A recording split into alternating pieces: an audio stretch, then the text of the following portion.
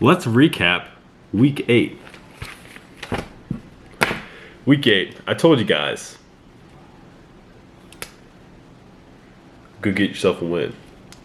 Only 6 teams followed my advice. 6 others didn't. But it's what it is. Try to tell you guys. I wish I could sponsor.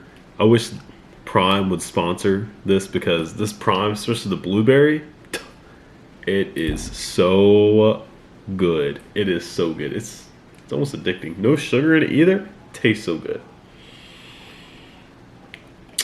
Maybe they'll see this and want to sponsor me. All right, week 8.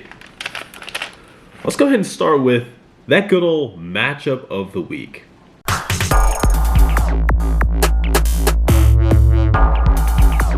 A 4-game winning streak against a 3-game winning streak. Who can make it 4 games in a row? Who can make it 5 games in a row?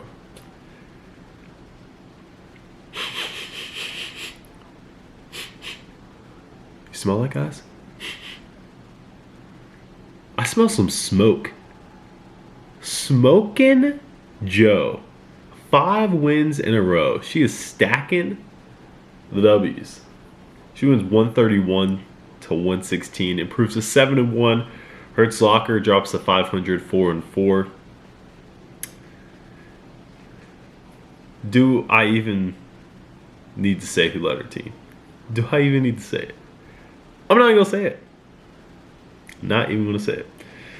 It was kind of actually funny because Kelsey was trying to get my advice, like, of her 3 quarterbacks, who should she start? Baker Mayfield playing Thursday against the Bills, Jared Goff playing Monday against the Raiders, or Joe Burrow playing Sunday against the 49ers. And I'm like, don't listen to me, because I've told her some things and it hasn't worked out in her favor. I was like, don't listen to me. But I would think Jared Goff rebounds from a devastating blowout loss to the Ravens and will have a fantastic Monday night. And like I said, don't listen to me. So she's like, you know, I think I'm gonna start Burrow. I was like, okay. So she had Burrow starting, and then Sunday she decided to switch it. And, well, Burrow and Baker had pretty solid fantasy games. Jared Goff, he had a good game, but not so much fantasy-wise. He only scored 12 points, but luckily it didn't matter for her. She still won. She had 5 players with 16 or more points. Now, you just know it's going your way when you start, which these guys have been starting for her, I'd say half the season. KJ Osborne, Evan Ingram, and Rachaad White. They all played the best games fantasy-wise they have this season. They're all like 17, 17, and 16. This is actually Rachaad White's second highest score for fantasy this year. But, yeah, 17.9 from KJ Osborne. I mean, I know Justin Jefferson's out, so someone's got to step up. But those 3 guys stepped up huge for her this week to solidify her win and make it 5 in a row. As for Hertz Locker, like I said, that Dalton Kincaid kid can play. And 17.5 points on Monday night, looking good. Jalen Hurts leads his team. It's like, do I even have to tell you who led his team in scoring? Jalen Hurts. It's him every week. Monday Night Football. It was close. Hertz Locker was down by 10. It was 119 to 108. 109. He had Jacoby Myers, who's had a huge season this year, and his punter A.J. Cole, and Kelsey and Jared Goff. Well, the Raiders' offense could not find anything, at least in their passing game. Josh Jacobs will tell you later that he found the end zone, the running game. But, yeah, their passing game, nothing. Jimmy G, I don't know if he's still hurt or what, but he did not have it. And neither did Devontae Adams, Jacoby Myers, everyone trying to catch the ball in the Raiders. So that hurt him. His punter and Jacoby Myers only combined for 6.9 points. He had potential to come back, but just didn't happen. They could thank Jimmy G. Jimmy G, thanks. We move on to a team that has kind of fallen under the radar. He's been at the top of the standings for most of the year, but he's a sneaky team. That's a Scranton Stranglers. He might just sneak up on you and just wring your neck a little. He wins 146 to 113. It was 116 to 113 before Monday Night Football. Robin Alwyn did not have any more players, so this game was over unless Jahmyr Gibbs fumbled the ball twice or got some negative points somehow. Well, that is the exact opposite of what he did. He breaks out for the second week in a row, scoring 29.9 points, which is the 5th highest in all of Week 8. It's so funny because 2 weeks ago, 2 or 3 weeks ago, Tanner was trying to trade Jahmyr Gibbs. I feel like no one wanted him. Me and Tanner were this close to making a blockbuster deal, but he didn't want to do it, and I was going to... Jahmyr Gibbs is actually I was like, I don't think I want him. But then I was like, you know what? Just give me him. Why not? I'll take him in. Why not? I wish he would have accepted that trade. But it is what it is. I know Tanner's glad he didn't accept that trade. That's just huge. He had 6 players with 14 or more points. He had 104 points on the bench. 146 in play, 104 on the bench. My man's team is stacked. Now, for rubbing out a win, this is just the new slogan of this week. Do I even need to say who led the team in scoring? Of course it's A.J. Brown. Audience, you are correct.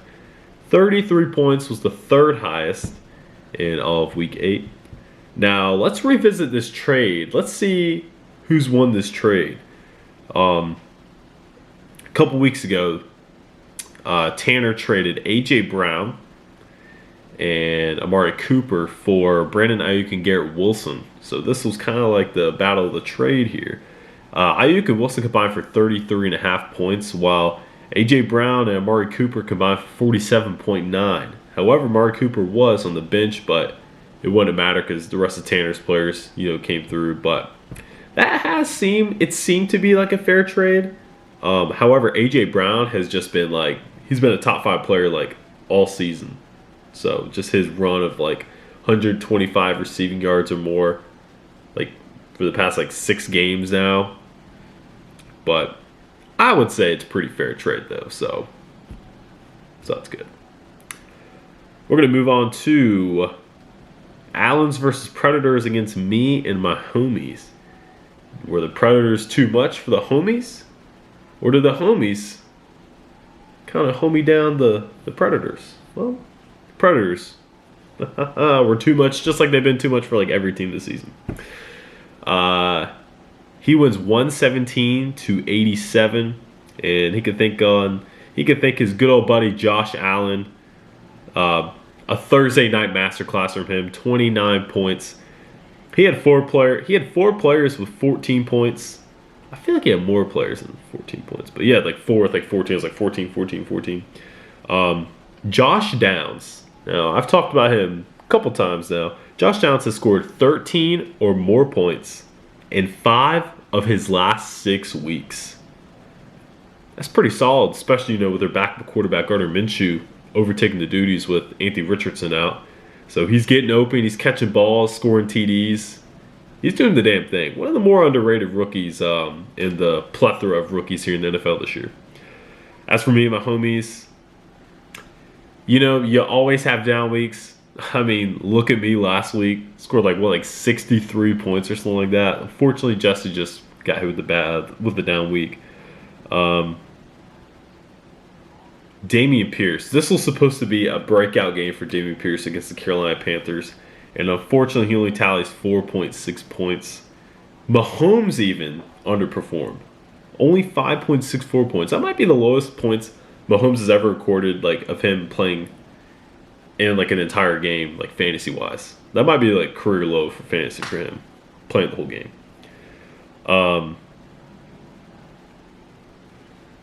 Do I even need to say who led his team in scoring? Part 5. Stephon Diggs, you are correct. But he wasn't the only one that scored 16, which was his highest. Dicker the kicker. You got Diggs and Dicker. Dicker and Diggs. 16 points each. We're going to move on to Kirk Thuggins and Just Joshing You. Kirk Thuggins improves to 5-3. Just Joshing You, he misses the boat here. And I'll get to that boat in a little bit. Kirk Thuggins wins 120-106. Great win for Kirk Thuggins, but we might not be able to call her that anymore. She can obviously keep her name. Ryan has had Amendola Oblongata named after like a kicker or a punter who got released like midway through the season, and he still kept his name. So, you know, is what it is. You can keep that name if you want, Kinge, or have a present name. But unfortunately, he tore his Achilles tendon. Like, I think that was like toward the end of the game too, which sucks because I was looking at the top scorers for fantasy this season, and Kirk Cousins is like 5th. He's like in like the top 10. It was like he's either 5th or 6th. Like it's crazy. You wouldn't think that. I should post a screenshot of it, but maybe I'll do it next week just to, you know, give me something else to talk about. Got some new segments though, so watch out for those. Breece Hall, 3rd straight game with 20 or more points. He is just absolutely tearing it up, just like he did last year before he got hurt. Her tight end Logan Thomas, 16.4 points. Not one of the usual guys to be scoring her, you know, big points, but big week for tight ends. I'll get on that later too.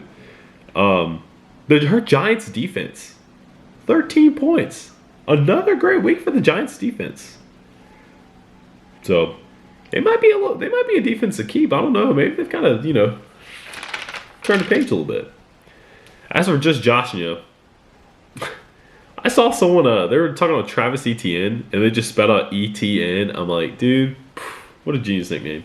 4th straight week with 22 or more points for Travis Etienne. Insane. He is just absolutely just killing it right now. Just Joshing, man. He trailed 16 points on Monday Night Football. Devontae Adams is the only player in this matchup playing, just needing a big game. He unfortunately has not provided too many big games this year just because the Raiders quarterback situation has been very shaky. And of any player to like do that, to have a big breakout performance, he is so due. He's just on the cusp. But unfortunately, 2.1 points. Jimmy G, I know we've probably seen some of these highlights. He missed Devontae Adams wide open twice on like some deep balls. Just overthrew him. And man, if he would have caught those both for touchdowns, we would be saying Josh is on the boat the rest of us. I'm going to get to that boat soon. Terry McLaurin, 17 points though. We're going to move on to Felice Navidad against Amendola Oblongata and break out the maracas again. Felice Navidad wins again. 2 wins in a row now. She wins 140-127. Gus the Bus Edwards, 3 touchdowns, 29 total points. Kind of came out of nowhere. Well, they were playing the Cardinals, but still, those 3 touchdowns could have been Lamar Jackson. I know Josh wishes it was Lamar Jackson running some more of those. Jordan Addison, one of the more stellar rookies fantasy-wise this season. He's just proven it. 21 points for him. That's 18 or more points in 3 of his last 4 games for Jordan Addison. DeAndre Hopkins. I think his fantasy season is revived. The Titans needed some change of scenery with their quarterback. They have some good assets to their offense, but it's just not been working out. So Tannehill's hurt. I'm like, Malik Willis had chances last year, just did not look good at all. They need to bring in this kid, Will Levis. And Will Levis starts 4 touchdowns in his debut. 3 from the D-Hop. I think that Levis and D-Hop connection could be lethal.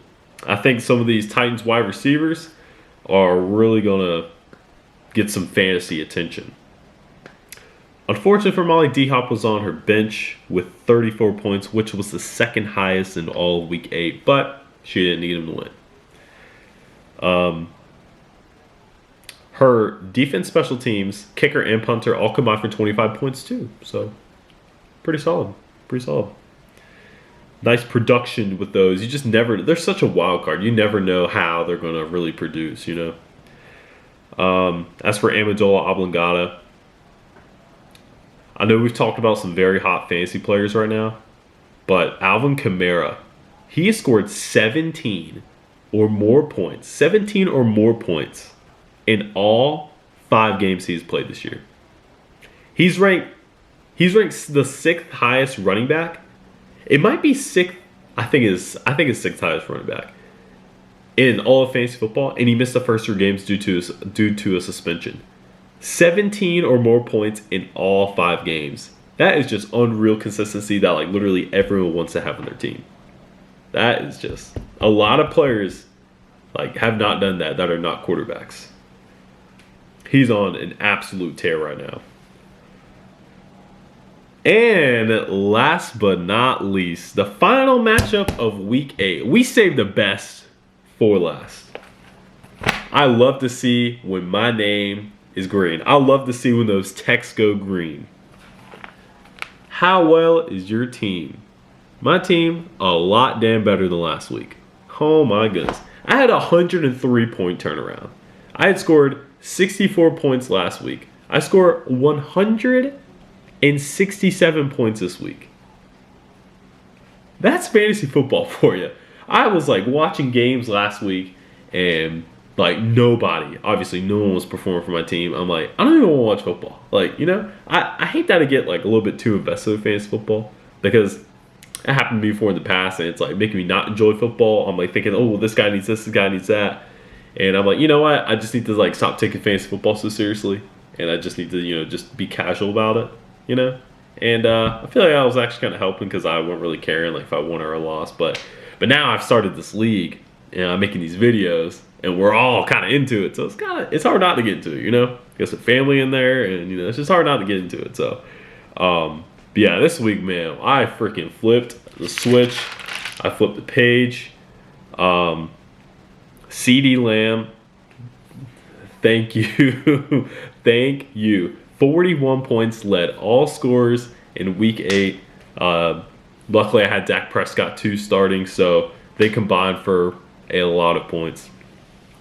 I had 4 players with 19 or more points. My bench, 89 points. I had a 22.9 on the bench, and I had a 30.98. 30.98 was my Sam Howell, which is the 4th highest in all of week 8, but it was only two more points than Dak Prescott, so I'm not too upset about it. And I won, so that's all that matters. As for Cut My Balls, he should just change his name to the 49ers because he's got Purdy, McCaffrey, Kittle, and their punter. They combined for 76 points, which they did their job. The rest of his team, only 45.8. And 25 of those 45 points was from Jalen Waddle. So really those 5 did the job, but the other 5 didn't really do the job. But I mean, I think I only had like 2 guys on my team that had below 10 points. Like literally everyone, like Josh Jacobs scored a touchdown, Samuel Porta did good. I mean, Austin Eckler had like 23. So I mean, it's just hard to beat a team that scores 167 points, you know? It's like, once you pass like 140, you feel safe most of the time. So, oh, I forgot to write down freaking waiver wires. Oh well. My opinion, the top players in the waiver wire were Will Levis, tight end Trey McBride for the Cardinals, and Minnesota's defense. And I think Molly picked up Minnesota's defense. Great pickup. They've been doing good. Now they have a favorable matchup this week as well. Will Levis picked up by her husband, Jesse, me and my homies. And Trey McBride, no one claimed Trey McBride. I was a little thrown back because he had like I think 10 receptions, over 100 yards receiving, and I think a touchdown. And Zach Ertz is out now. I know the quarterback situation for the Cardinals is a little bit shaky, but there are reports that Kyler Murray could be coming back. I don't think he's coming back this week, but like next week. And Trey McBride, he could be like a season-long, you know, kind of guy. So, I would have picked him up, but I still have Dalton Schultz, and I don't want to give up on him just yet. I got Sam Laporta is on a bye this week, so I definitely trust him. I trust my boy's named Sam, but yeah, I can't remember any other guys on the waiver wire. I know Kelsey picked up Taysom Hill, who's been utilized a lot in the past couple weeks. So, yeah, I'm trying to think. I can't really think of anyone else off the top of my head. Josh Dobbs got picked up. I think he could be utilized well. I think he got picked up by Trey, cut my balls. I think he picked him up. But let's move on to the punters. There were 5 punters with 14 or more points in week 8. Rubbing out a win had Thomas Morstead, who had 18 points.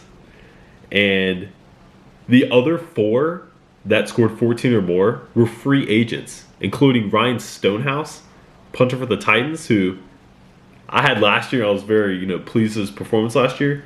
He had 20 points as a punter. Can you imagine, it's like a Monday night game.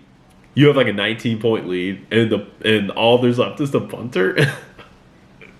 And then the punter kicks his way to victory. That would be all right. If that happens, that person has to go buy that punter's jersey.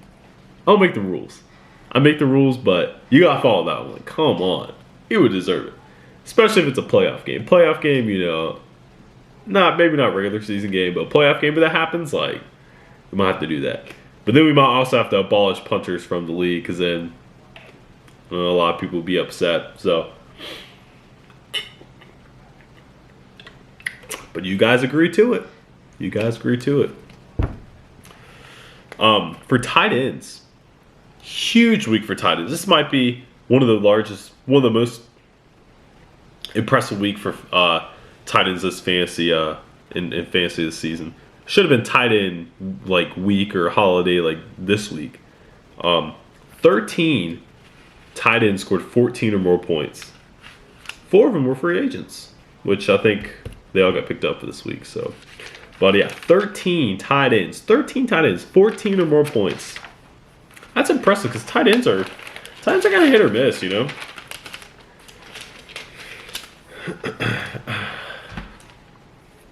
All right, now I talked about some new segments, and I guess before that, I'll talk about that boat I was referring to that just Josh and you missed. Go ahead and throw the standings. I'll throw this up. Why not?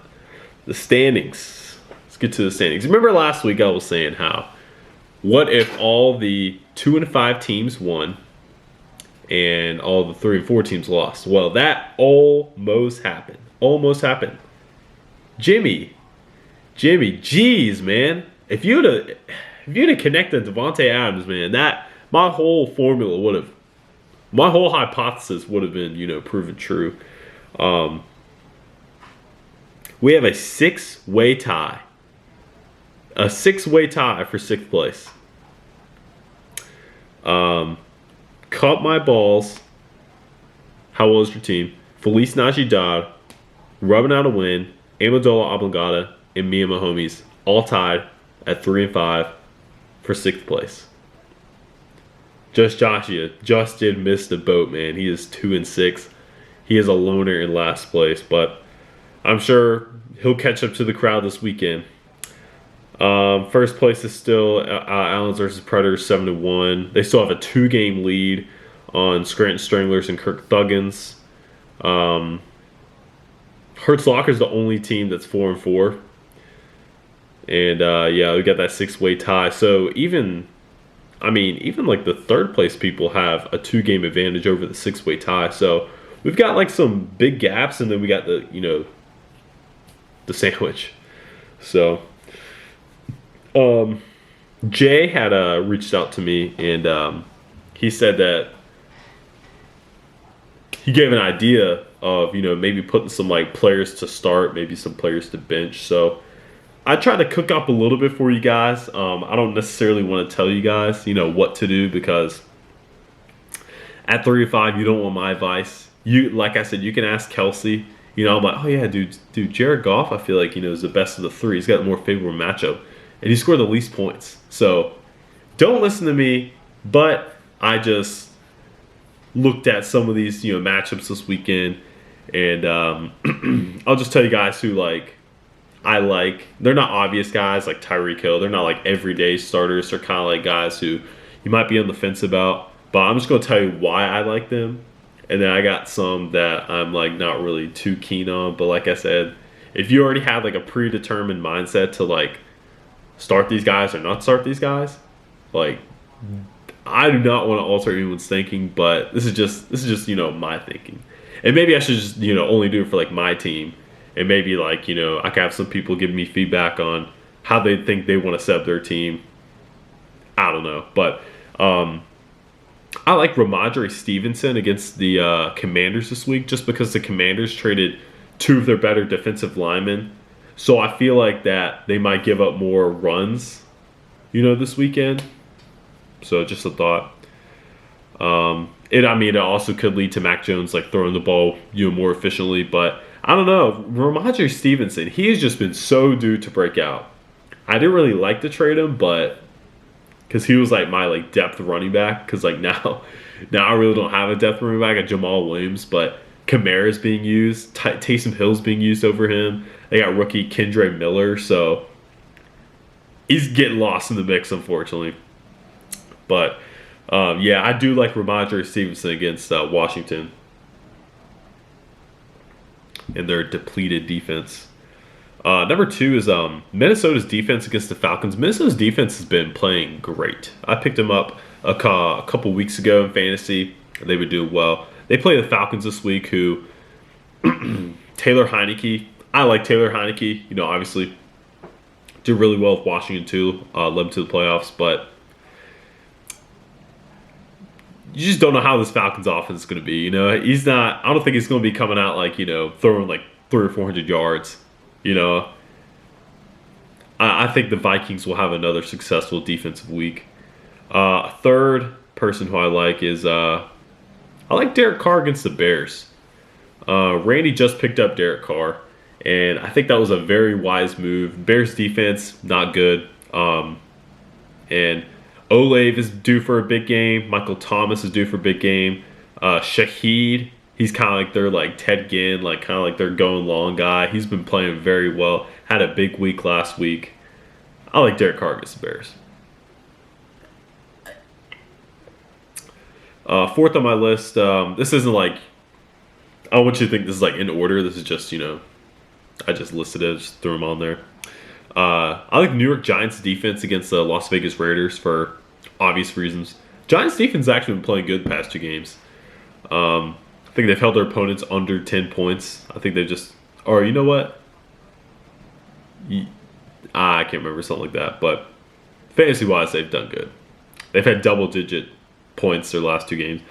In Las Vegas, unless like Josh Jacobs just runs the ball like crazy, we just don't know how their passing game is going to be. And I don't know, if the Giants shut down Sam Howell, who then threw like 4 touchdowns and like over 300 yards against the Eagles, and they shut him down, to be sure they're going to shut down whatever quarterback Las Vegas throws. And the last but not least, this is a little bit of a gamble here, but I think Alexander Mattison will have a solid game against Atlanta.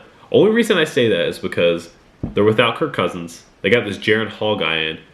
I don't really know if Jaron Hall, I don't really know too much about him. I know he went to BYU, but I know they have some decent receivers of Hawkinson, Addison, Osborne's doing well. But I just feel like they're probably going to run the ball more. So I think it's either going to be Madison or Akers. But the times where Madison filled in for Dalvin Cook last year, he went off.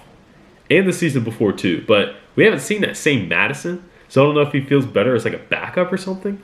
But I think this week Madison he'll accumulate over 80 yards. And a tutty. But who's to say? For guys who I'm not really too keen on, I don't really have any particular player except for Tony Pollard. I just feel like Dak's just going to throw the ball. Look at what Sam Howell did last week to Philly's defense. He had a field day just throwing the ball. Only threw 1 pick, but I just feel like Tony Pollard, he's not really had the best season rushing the ball like people thought he would, and I just think Dallas will be throwing the ball a lot against Philly. Number 2 on my list is anyone on Arizona. I don't know what happened. The camera just said stop recording, so I got to pick back up my laptop. I don't want to like try to figure it out. I just know I can just pick up on my laptop. Laptop's charged, so let's go. It's probably telling me that I've recorded like way too long. So I'm gonna talk a lot, but like it's got a lot of material to cover. So, but I hope this isn't like 40 minutes long. It'd be absurd. I feel bad when I'm even like at 28 minutes, but anyway. Next I have is anyone Arizona against Cleveland. Arizona's going with a totally new quarterback. I mean, unless Kyler Murray plays, but it'd be his first game back. Like, still might be, he might be like rushing it back too. So, Cleveland's defense has been solid. Myles Garrett, he might have a field day. So, I'm just really not confident in anyone in Arizona. I think, I know it's early, but I think Dan Mercado is questionable. Keontae Ingram has he's barely even touched the ball lately, so it's like your run game's already not good.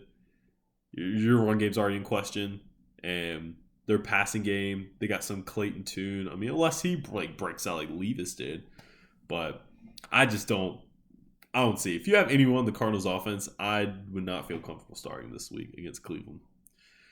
Also, anyone on the Bears against the Saints. Saints have a pretty solid defense, respectable defense. I just don't know if Tyson Bagent, he's just been kind of mediocre.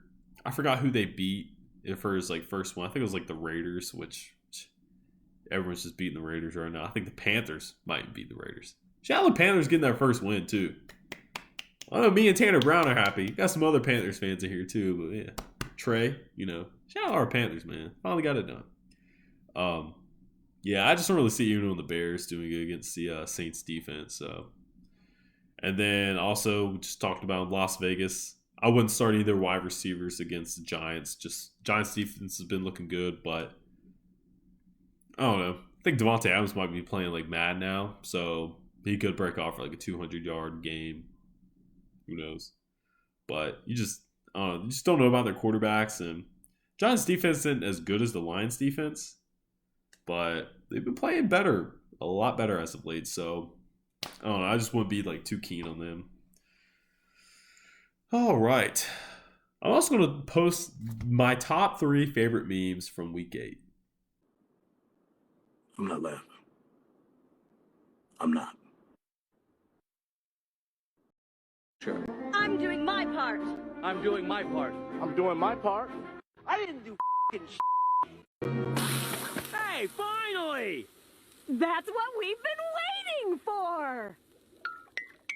They seem to like it when I put this patty on the grill. I may be able to save this act yet. Roll with it, SpongeBob. Roll with it. There's more where that came from, folks. Yeah! You like that? It's what we wanted all along! Let's see what is in store for week 9. We'll start off with our number 1 team, Allens versus Predators. He's got an enticing matchup against Kirk Thuggins. 7-1 team against 5-3 team, 1-4 seed. I never wrote down the projections.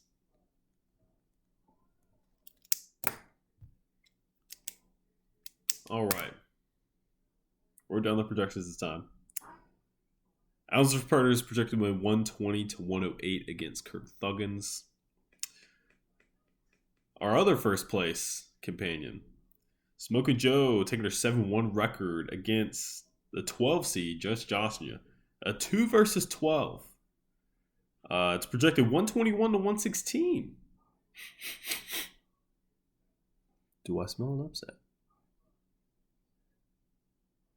Next, we have our number 3 seed, Scranton Stranglers, at 5-3 against number 8 seed, Felice Navidad, 3-5. 3-5 gang. It's projected 128-122 in favor of the Scranton Stranglers. And then we have Hertz Locker, the 500 team, against the number 6 seed, Cut My Balls, on the cusp. Or I guess not really on the cusp, but it's 5-6, so it's kind of just below that Mendoza line. It's projected 133-92 in favor of Hertz Locker. For Cut My Balls, the 49ers are in a bye. So that's our Hurts locker there. Next, we have a 7-10 matchup between your boy. How well is your team at 3-5 against the 10 seed Amendola Obligata, also at 3-5. A little friendly fire there with the 3-5 game. I'm projected to win 129.4 to 128.8. A close one. And last but not least, we have rubbing out a win, the 9 seed 3-5 gang against number 11 seed, me and my homies, 3-5 gang. And me and my homies projected to win 122.5 to 120.5. And who gets matchup of the week? Who's going to get the matchup of the week? I'm going to give it to...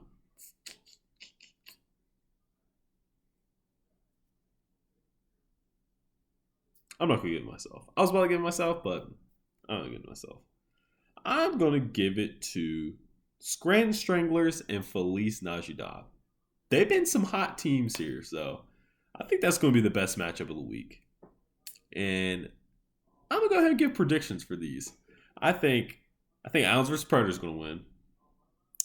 I think it's going to be a close one. I think Just Joshua upsets my wife.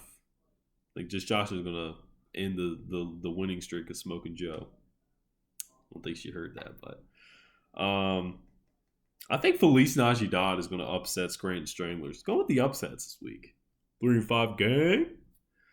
And I think Hurts Locker is going to take care of Cut My Balls. Sorry, Ryan. I think I'm going to beat you this week. It'd be funny if I got all these wrong. I mean, last time I do that. I think I'm going to edge by Ryan by 7 points. And then last but not least, rubbing out wing, it's me and my homies. That could be matchup of the week too. I think they're going to tie. I think we're going to see our first tie, but I think the tiebreaker is the bench points. So I'll go double check that before that tie actually happens. But yeah, it suits them. It suits them. They're going to tie. All right. There's the Week 8 recap, the Week 9 preview.